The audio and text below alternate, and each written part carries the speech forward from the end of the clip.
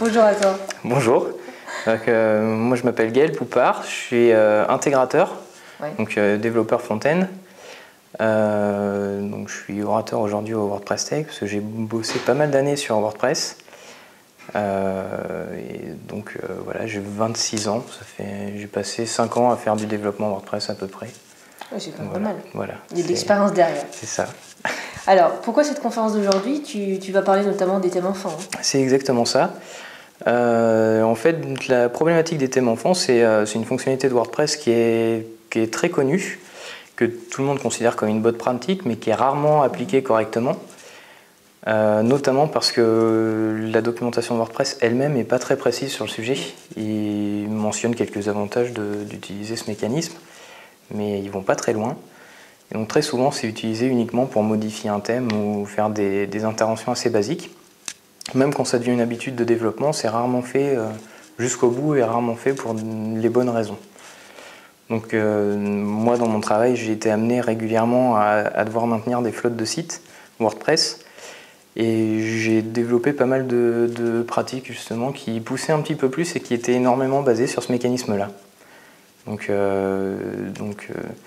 j'avais pas proposé le sujet à la base, c'est Willy, l'un des organisateurs qui est venu me chercher, qui m'a dit ça nous intéresserait, donc faudrait creuser si c'est possible. Alors selon toi, c'est quoi les règles de base? Les règles de base, pour c'est vraiment... donc déjà, il y a deux bases qui sont posées par le codex WordPress pour les bonnes pratiques. Déclarer correctement le thème parent et gérer correctement les traductions. Parce qu'en fait, on va se mettre à gérer deux domaines de traduction au lieu d'un seul. Ça amène une petite couche de complexité qui n'est pas toujours évidente. Et après, en fait, c'est des questions de bon sens, de ne pas faire de développement spécifique dans un thème parent quand on utilise un thème enfant, d'éviter de modifier la source justement qu'est le thème parent pour les styles, pour tous les éléments. Quand on a une image à modifier, ce genre de choses, une fois qu'on utilise un thème enfant, on ne fait plus rien dans le thème parent, ou alors on voit ça à la fin du projet si jamais on revient dessus. C'est plus facile quand il y a des mises à jour. Pour le cas des thèmes premium, par exemple. Exactement, c'est les gros sujets. En général, ça fait partie des avantages qui sont prônés par la communauté WordPress, de se permettre de continuer à profiter des mises à jour des thèmes premium. C'est pas vraiment ce que j'appellerais un avantage, parce qu'en fait, quand on développe un thème enfant sur la base d'un thème premium, on n'a aucune idée de ce qui va arriver derrière en mise à jour. Et pour moi, c'est vraiment typiquement ce qu'il faut essayer d'éviter de faire. Par contre, avoir son propre thème parent qu'on enrichit au fur et à mesure, ça c'est la deuxième base en fait. L'intérêt d'un thème enfant, c'est qu'il ne faut pas le faire une seule fois.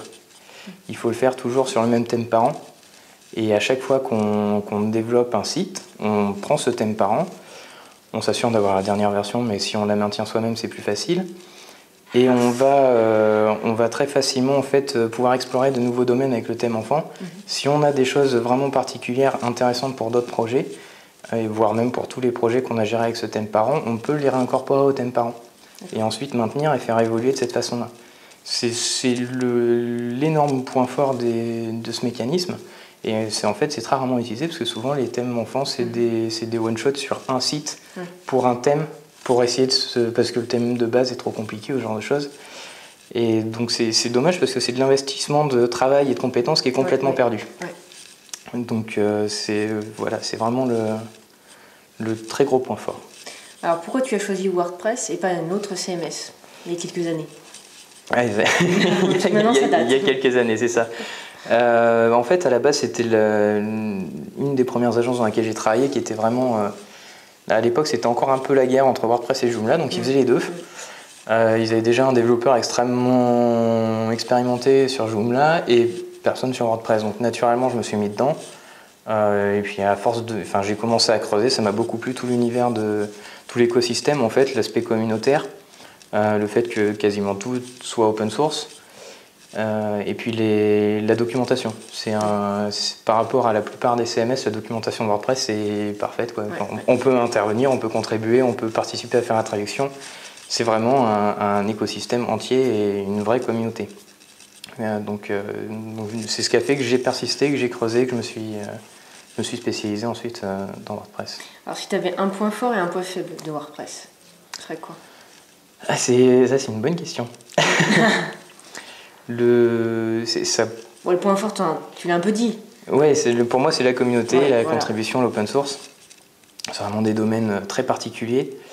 Après, c'est pas forcément négatif, ça peut être des choses à améliorer. Ouais, dans les choses à améliorer, c'est en train d'émerger dans l'ensemble de la communauté WordPress, mais ça a mis très longtemps à venir, c'est l'accessibilité. Y compris dans l'administration de WordPress, c'est des choses qui viennent régulièrement. Dès qu'il y a des mises à jour sur des nouveaux composants, ils cherchent tout le temps plutôt l'effet impressionnant de l'interface. Ils ne vont pas se poser beaucoup de questions derrière. Maintenant, ils ont une équipe dédiée à l'accessibilité, donc ça avance. On peut faire des contributions aussi, on peut envoyer des pull requests, on peut leur faire des suggestions. Mais c'est très récent.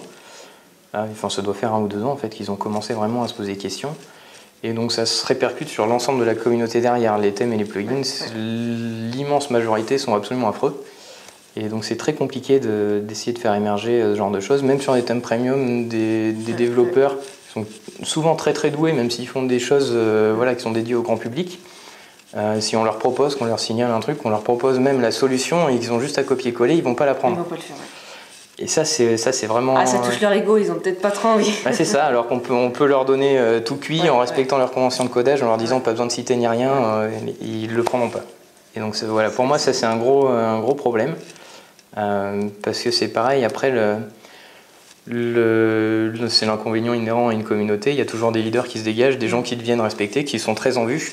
Si eux n'ont pas les bonnes pratiques, derrière c'est flingué. Donc on peut toujours essayer de dire moi dans mon petit coin j'ai fait un truc, c'est mieux. Tout le monde c'est ça. Ça n'intéressera pas grand monde à part d'autres spécialistes qui vont venir gratter. Si tu avais un plugin favori? Pour moi c'est Advanced Custom Fields. Pour la gestion, je pense que ça doit revenir assez souvent, mais quand on est...